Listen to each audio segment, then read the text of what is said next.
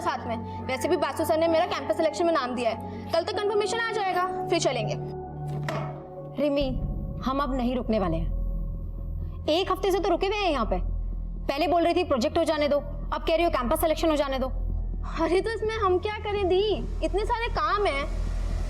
अब तो तुम क्यों इतनी उतावली हो रही हो? तुम्हारे कहने का मतलब क्या है रिमी? हम जानते हैं कि तुम्हारा नाम अखबार में आया है और तुम्हें 2-3 मेडल भी मिले, लेकिन इसका मतलब ये नहीं है कि तुम्हारा काम इम्पोर्टेंट है और हमारा नहीं।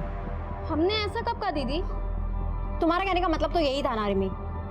तुम ये बताने की कोशिश कर रही हो कि तुम्हारे पास प्रोजेक्ट है और हमारे पास नहीं। ठीक है, तुमको जो भी समझना है समझो, हमें तुमसे बहस ही नहीं करनी है।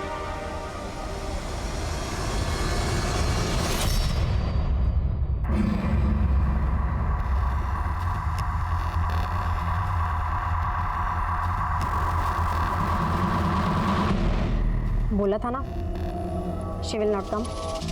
Plan successful. See you at 7:30। Bye.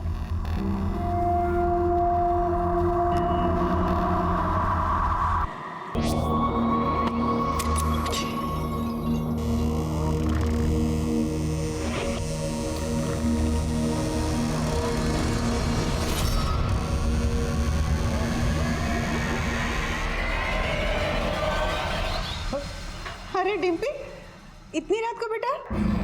हाँ माँ, बस लेट हो गई थी, लेकिन आप लोग अभी तक देखते हैं उसको। रिमी रिमी रिमी, इस घर में तो मेरी किसी को कदर ही नहीं, सिर्फ एक ही बेटी है।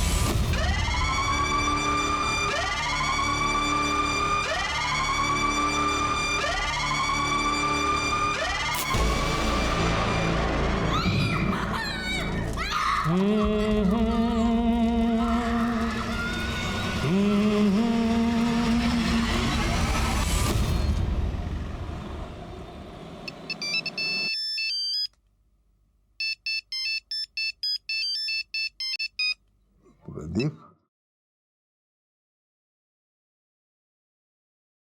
हेलो।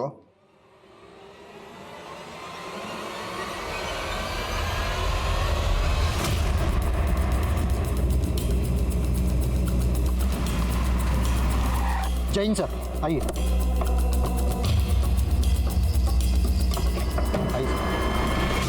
सर, लड़की का नाम रिमी गुप्ता है, उम्र 22 साल, आरके इंजीनियरिंग कॉलेज में पढ़ती थी। लड़की को यहीं पे इस घर में जला के मारा गया है। रिमी अपने बड़ी बहन डिम्पी के साथ यहाँ पे किराए पे रहती थी। फैमिली राजपुर में रहती है, यहाँ पे आने के लिए निकल चुकी है। और सर एक बात है, इसका फोटो अखबार में पिछले हफ्ते आया था, कोई कॉम्पिटिशन जीता था इसमें। सर अजीब बात है, रिमी के स्टमक और थाइस के बीच की बॉडी को जलाया गया। कातिल का इसके पीछे मोटिव क्या हो सकता है? विक्टिम के सर पे पहले बोतल से वार किया गया होगा, शायद रेप भी हुआ, फिर जलाया गया। पॉसिबल है कि रेप को छुपाने के लिए ये सब किया गया। और सर मोबाइल भी नहीं मिला। अशोक जी। जी सर। कुछ मिला? नहीं सर, बड़ी अजीब बात है सर, ना ही दरवाजे पे ना ही कहीं और घर पे कहीं एक भी फिंगरप्रिंट नहीं मिला है। किलर बहुत शातिर है। हाँ सर, लगता है बहुत ही सावधानी से उसने सारे फिंगरप्रिंट साफ कर दिए।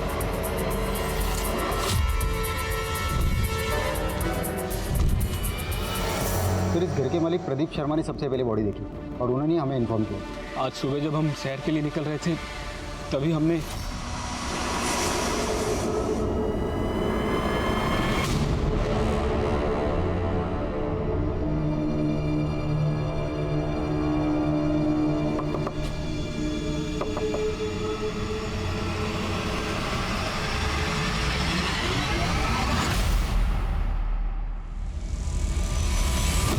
हम कसम से नहीं जानते साहब, किसने किया ये सब।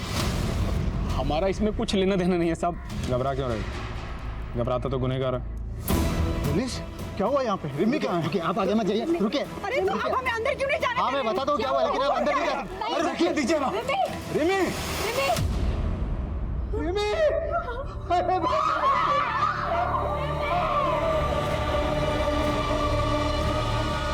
मम्मी, मैं बहुत लकी हूँ जो आप मुझे मिले हो। सर डिम्पी ने बताया रिमी का फ़ोन और लैपटॉप दोनों गायब है। और एक अजीब बात, कपबोर्ड पूरा खाली है, रिमी के सारे कपड़े गायब है। कपड़े? लैपटॉप और फोन गायब हो सकता है, पर कपड़े कोई क्यों चुराएगा? सर पिछले 4 सालों से मेरी दोनों बच्चियां यही कानपुर में रहती है, पर न कभी उनके कॉलेज से न मकान मालिक से कोई शिकायत नहीं आई। और हमारी रिमी तो बड़ी होनहार लड़की थी। डिम्पी, तुम रिमी के साथ रहती थी, किसी पे कोई शक, कभी कुछ हुआ हो आजकल या पहले? हाँ सर, 2 लड़के थे, वो कर सकते हैं ऐसा काम। कौन लड़के? पंकज और गोविंद, वो हमारे पीछे पड़े रहते थे। तकरीबन 1 साल पहले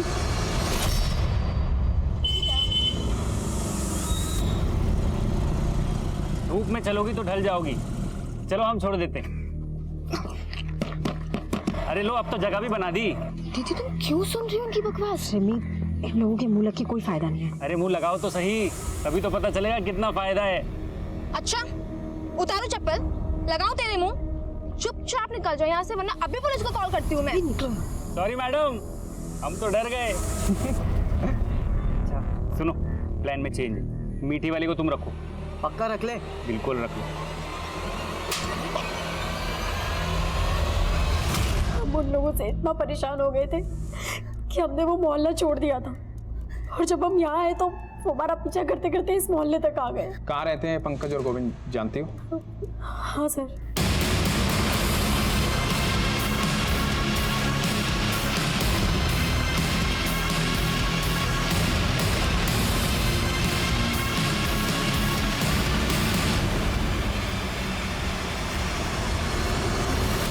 सर पंकज और गोविंद कुछ देर पहले अपना मकान खाली करके चले गए, लेकिन उनके कोचिंग इंस्टीट्यूट का पता चला है।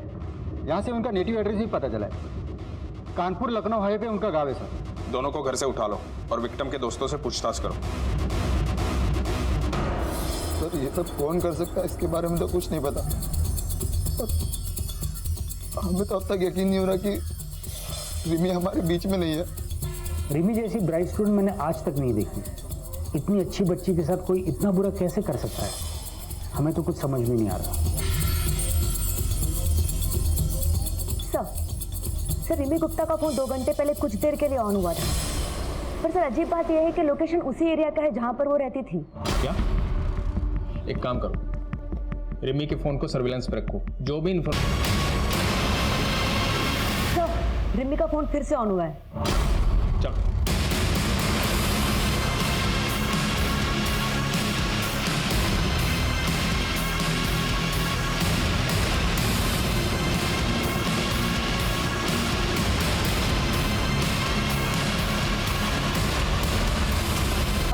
पकड़ो इसे। अरे ये हमारा फोन है, फोन वापस दो। अरे रिमी दीदी का फोन अब हमारा है।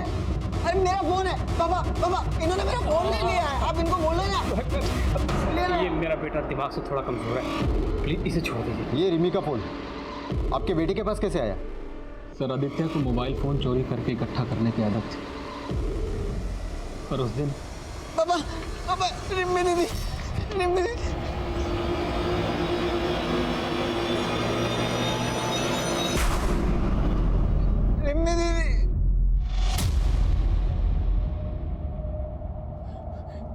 आदित्य बेटा तू घर जा।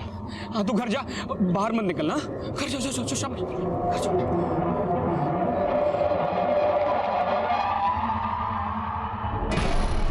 आदित्य, आप रिमी को जानते हो? रिमी दीदी?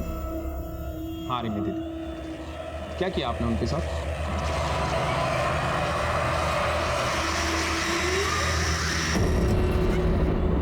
शादी किया, रिमी दीदी के साथ शादी किया।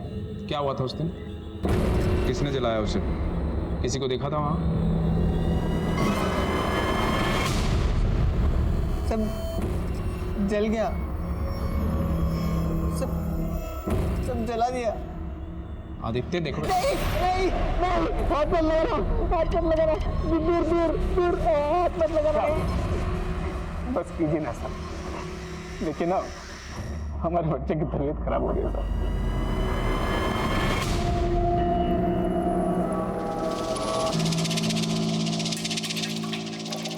सर आदित्य के पास हमें जितने भी मोबाइल मिले सब चोरी के थे। उसके पड़ोसी ने बताया कि पिछले 5 सालों में उनके घरों से कई मोबाइल चोरी हो गए। हम ये पता लगाने की कोशिश कर रहे हैं कि कौन सा मोबाइल किसका है। रिमी का फ़ोन अनलॉक हुआ? नहीं सर, हमने आईटी डिपार्टमेंट को बोला है। सर, आदित्य का फ़ोन स्कैन किया हमने, उसमें रिमी और डिम्पी के कई सारे फोटोज और वीडियोज़ है जो चुपके से ली गई है। ये वीडियो रिमी की मौत के 1 दिन पहले का वीडियो है। पापा इतनी जल्दी शादी क्यों करनी है? एक बार डिम्पी दी का ग्रेजुएशन हो जाने दीजिए, उसके बाद शादी की बात कर लीजिएगा। अरे 21वें साल में ग्रेजुएशन हो जाती है सबकी। तेरी दीदी जो है कुछ महीनों में 25 की हो जाएगी। अब तक ग्रेजुएशन नहीं हुआ उसका, अब कब तक पढ़ती रहेगी? आपने अपने बयान में लिखवाया था कि आप रिमी से 2 हफ्ते पहले मिले थे। ये वीडियो रिमी की हत्या से 1 दिन पहले का है। मतलब आप कहना क्या चाहते हैं? मतलब आप हम पर शक कर रहे हैं? देखिए हम भी पुलिस में थे। आपको ये कहना कि हम ही ने हमारी बेटी को, देखिए हम 2 हफ्ते पहले मिले थे रिमी से। झूठ मत बोलिए इंद्रजीत जी, सबूत है हमारे पास। क्या सबूत है? ये क्या सबूत दिखा रहे हैं? हम झूठ बोल रहे हैं क्या? बताइए। 1 मिनट। सर, हमारे पापा अल्जाइमर के पेशेंट हैं, वो अक्सर चीज़ों को भूल जाते हैं। अरे हमने दवाई खा ली है, भूल गई क्या? कल रात को दवाई खाई थी आपने, अभी नहीं खाई है। इसी बीमारी के चलते पुलिस डिपार्टमेंट ने उन्हें जल्दी रिटायर करा था। वो झूठ नहीं बोल रहे, वो उस घटना को भूल चुके हैं। ठीक है। इंद्रजीत, आदित्य और प्रदीप और वो दोनों लड़के गोविंद और पंकज, इन सब के काले चिट्ठे निकालो। कातिल इनमें से कोई है। सब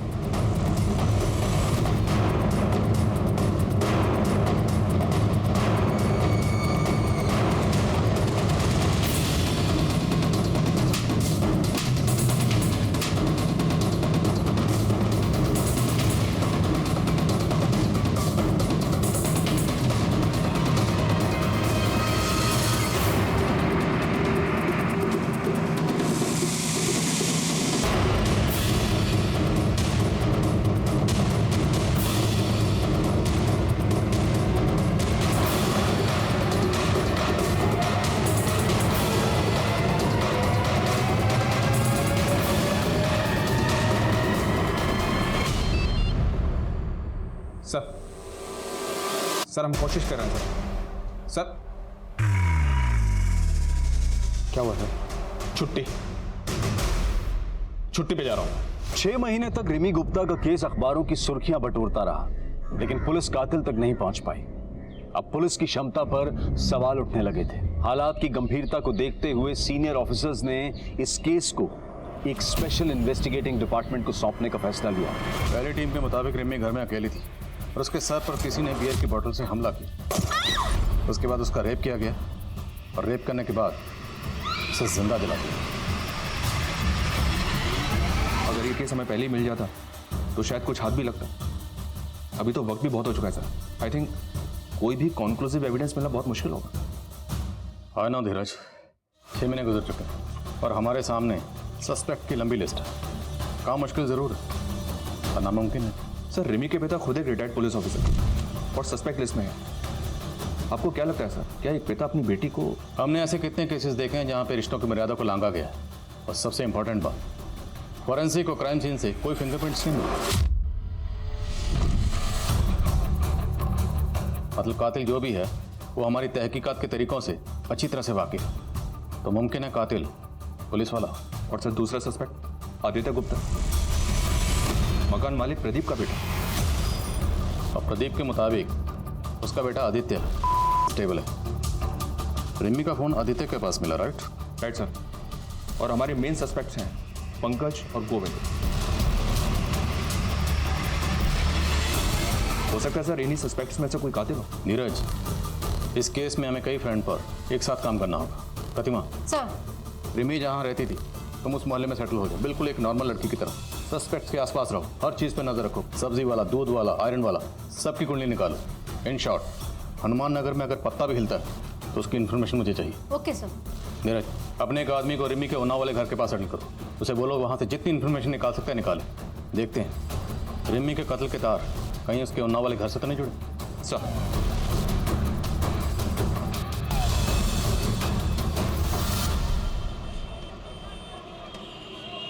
एक पिता अपनी बेटी को सपनों की ऊंची उड़ान उड़ता हुआ देखना चाहता था। लेकिन आज उसकी तस्वीर के सामने बेबस और लाचार खड़ा हुआ है। कभी खुद पुलिस डिपार्टमेंट का हिस्सा रहे इंद्रजीत गुप्ता आज अपनी बेटी को ही न्याय दिलाने के लिए दर दर भटक रहे हैं।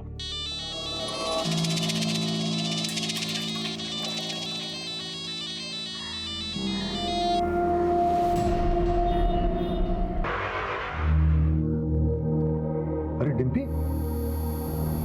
तू कब आई कॉलेज से? रिमी कहाँ है? ये लोग कौन है? हमारे पापा अल्जाइमर के पेशेंट हैं, वो अक्सर चीज़ों को भूल जाते हैं।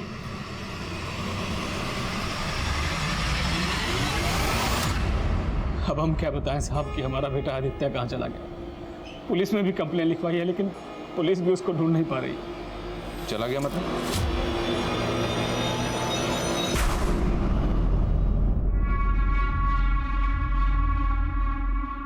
आदित्य बेटा यहाँ कहाँ बैठा है? अरे मैं तुझे पागलों की तरह कहाँ ढूंढ रहा हूँ। चल घर चल। नहीं, हमको घर नहीं आना। क्यों? क्या हुआ? हमको डर लगता है। ओह, हम भी चल गए तो? नहीं, हम भी आएंगे। नहीं नहीं नहीं नहीं कुछ नहीं, मैं हूँ ना, मैं हूँ। नहीं नहीं कुछ नहीं, नहीं, हमको नहीं आना, हमको घर नहीं आना। नहीं नहीं, हमको घर नहीं आना। नहीं। आदित्य पता नहीं साहब, पूरा 1 महीना हो गया, पता नहीं किस हालत में होगा मेरा बच्चा।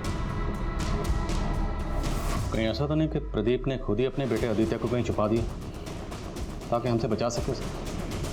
ऐसा लगता तो नहीं है सर। 1 महीने पहले पुलिस कंप्लेन दर्ज करवाई थी उसने। आदित्य के पीछे खबरें को लगाओ। जी सर, मैंने इंद्रजीत की फैमिली के सभी मेंबर्स की कॉल डिटेल्स निकालने के लिए भी कह दिया। हो सकता है सर कोई पारिवारिक दुश्मनी का मामला हो, जवान लड़की थी, कोई प्यार व्यार का चक्कर हो।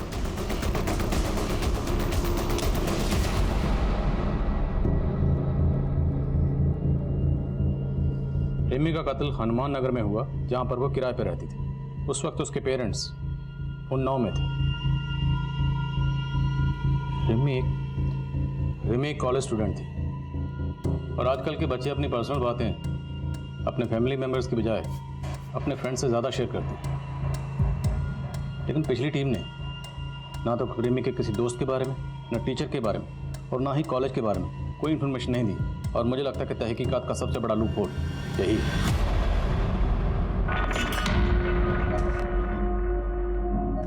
रिमी पूरे कॉलेज में बहुत फेमस लड़की थी और मैकेनिक्स में अकेली लड़की थी वो। स्टार्टिंग में सबने उसका बहुत मजाक उड़ाया, लेकिन फिर जब हमारा प्रोजेक्ट मास लैंडर रिसर्च के लिए फाइनल हुआ तब सबकी बोलती बंद हो गई। मुकुंद, क्या कॉलेज में कोई ऐसा है जो रिमी की सक्सेस से जलता था? सर, रघु।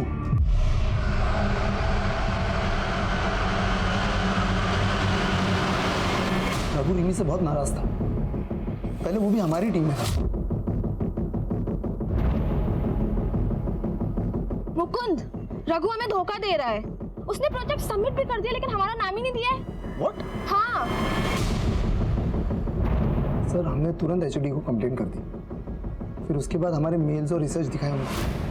टीचर्स ने तो हमारे ग्रुप से निकाला और फिर सस्पेंड कर दिया। सर, रघु काफ़ी गुस्से लड़का है।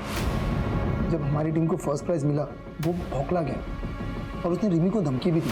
इसका बदला हम जरूर लेंगे। बहुत जले, अब तुमको भी जलाएंगे। पहले तुम्हारे गुरूर को तोड़ेंगे और फिर तुम्हें। तो ये बात तुमने पुलिस को क्यों नहीं बताई? सर, वो रिमी की डेथ की वजह से हम लोग बहुत शौक में थे सर। रहता कहाँ है रघु? माना कि हम रिमी से गुस्सा थे, हमने उसे धमकाया भी था, लेकिन हमारा यकीन कीजिए सर, हमने रिमी को नहीं मारा है। सिर्फ धमकाया? हम भी तड़पे हैं, अब तुमको भी तड़पाएंगे। नहीं सर, हमने रिमी को नहीं मारा है सर। सर, हमारा यकीन कीजिए सर, हमने रिमी को नहीं मारा है। नहीं मारा है सर हमने। एक इन्फॉर्मेशन मिली है सर, ये रिमी की बड़ी बहन डिम्पी कुछ तो गड़बड़ कर रही है। सुना है सर कि इन दोनों बहनों के बीच काफी अनबन रहती थी। मोहल्ले वालों ने बताया कि जिस रात रिमी का मर्डर हुआ था उस रात ये रिमी के घर को छोड़कर अपने घर चली आई थी और इसको छोड़ने के लिए कोई लड़का आया था। डिम्पी को छोड़ने को लड़का आया था?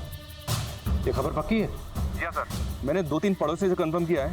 उनका कहना है कि उन्होंने खुद अपनी आंखों से देखा था।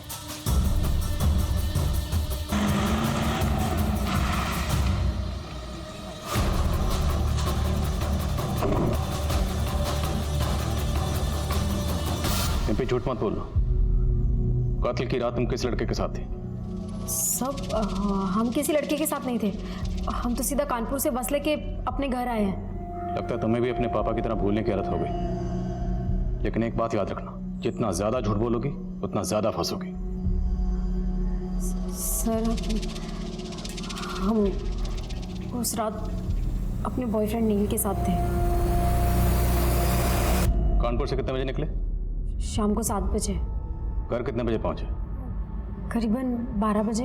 हमारी बहन रिमी का कत्ल हुआ 9 से 11 के बीच। इस बीच कहाँ थे?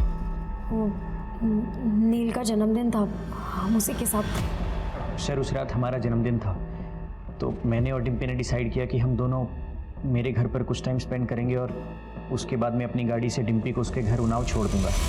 किस नील के कॉल रिकॉर्ड्स निकलो, देखते हैं इसकी बात में कितनी सच्चाई है। सर क्या आपको लगता है कि रिमी की मौत की जिम्मेदार उसकी बहन डिम्पी है? खून के रिश्ते कितने भी गहरे क्यों ना, लेकिन नफरत और जलन किया किसी भी रिश्ते को जलाकर खाक कर देती। डिम्पी ने हमारे सामने आदित्य का नाम दिया। हो सकता है उसने खुद से और अपने बॉयफ्रेंड नील से ध्यान हटाने के लिए किया। और रिमी की मौत की वजह डिम्पी की जलन, बात कुछ और है। पंकज और गोविंद पिछली टीम के ये प्राइम सस्पेक्ट थे, लेकिन इन दोनों का नाम भी डिम्पी ने लिया। उठाओ इन दोनों।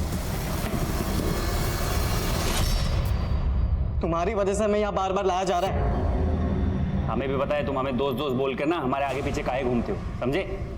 अब ज्यादा जबान चलाई ना तो उखाड़ के जेब में डाल देंगे। क्या बोले बे? क्या करोगे बे? अबे एक तो गलती तुम करो, सदा हम भुगते हैं। हाँ सब तुम्हारी।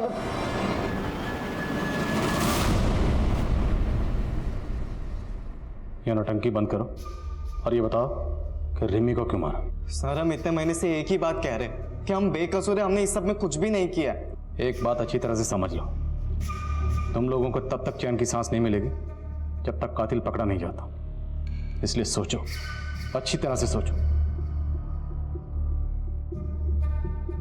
सर एक लंबा सा लड़का था जिसका रिमी के घर पे आना जाना लगा रहता था हमेशा। और सर जिस दिन ये सब कुछ उस दिन शाम को भी आया था वो।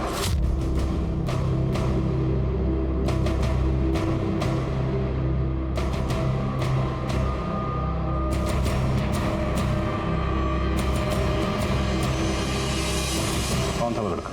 सर हमें पता नहीं, लेकिन हमने ये बात पहले भी पुलिस को बताई थी, लेकिन किसी ने हमारी बात ही नहीं सुनी।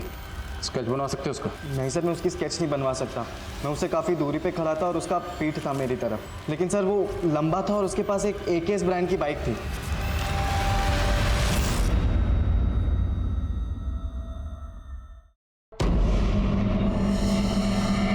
उस लड़के के साथ आवारागर्दी जो करनी थी, छोड़ा ही हमारी रिमी को अकेला। इसी की वजह से हुआ है सब कुछ, इसी की वजह से। वो खाना खिला रही है हमें।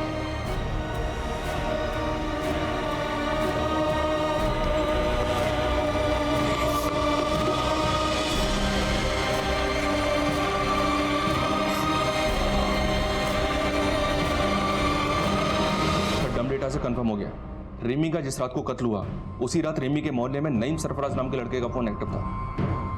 नईम सरफराज ये रिमी का दोस्त है ना?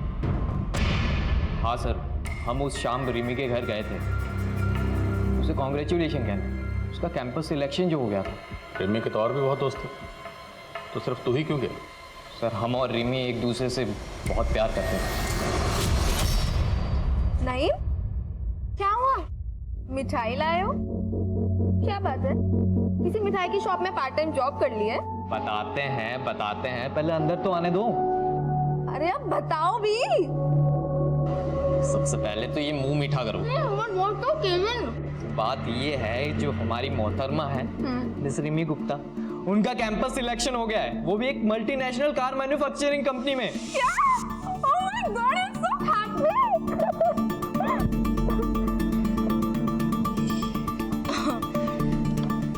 थैंक यू बताने के लिए। चलो अभी तुम जाओ। सुन बे हीरो, अगर तू और झूठ बोलेगा ना तो यहाँ से नहीं निकल पाएगा। अब सच बोलेगा या हम सच बुलवाएं? सर हम सच कह रहे हैं। सब्जी ले लो। बहन जी, हमारे बेटे को काम पे रख लो ना। नहीं नहीं, अब मुझे किसी भी काम की जरूरत नहीं है। रख लो बहन जी, पैसे की बहुत जरूरी है। सब ऐसे ही बोलते हैं। मेरे सामने बैठ के रोता था राजू, देखो क्या हुआ, 2 महीने का एडवांस लेकर भाग गया। अरे सीता दीदी, तुम्हें भी कोई बेवकूफ़ बना सकता है, ये बात मैं नहीं मान सकती। मैं भी ऐसा ही सोचती थी कि मुझे कोई नहीं बना सकता है, पर ये राजू बड़ा ही चालाक निकला। कौन है ये महान हस्ती? जरा मुझे भी दर्शन कराओ उस राजू के। अरे 8-10 महीने पहले रहने आती ना, तो उस कमीने राजू के दर्शन करा देती मैं तुमको। मतलब 8-10 महीने पहले वो भाग गया? नहीं नहीं, ये कोई 6-7 महीने पहले चला गया था। बड़ा ही लड़कीबाज था।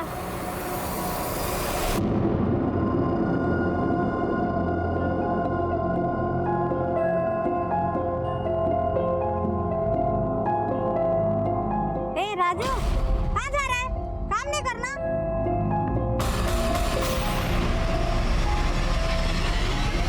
भले ही दावे के साथ कुछ नहीं कहा जा सकता, लेकिन धीरज, फिर भी इस लीड को इग्नोर नहीं कर सकते। लेकिन सर, इस आदमी के बारे में हमें और कुछ नहीं पता। ना कोई नंबर है, ना कोई एड्रेस है। डम डेटा के डिटेल्स में भी किसी भी प्रोफाइल से मैच नहीं करता। मोहल्ले के सब्जी वाले के अलावा किसी ने इसके बारे में कुछ नहीं बताया। प्रतिमा, तुम श्योर हो वो सब्जी वाली सच बोल रही है? सर, इतने नामों को हमने टटोला, इस आदमी को भी टटोल कर देख लेते हैं। एक काम करो, कत्ल के 7 दिन पहले का डम डाटा निकालो, उसमें जितनी प्रोफाइल्स हैं सारे प्रोफाइल से स्केच मैच करो, शायद कुछ मिल जाए। और मोहल्ले में भी सबको ये स्केच दिखाओ, शायद कोई क्लू मिले।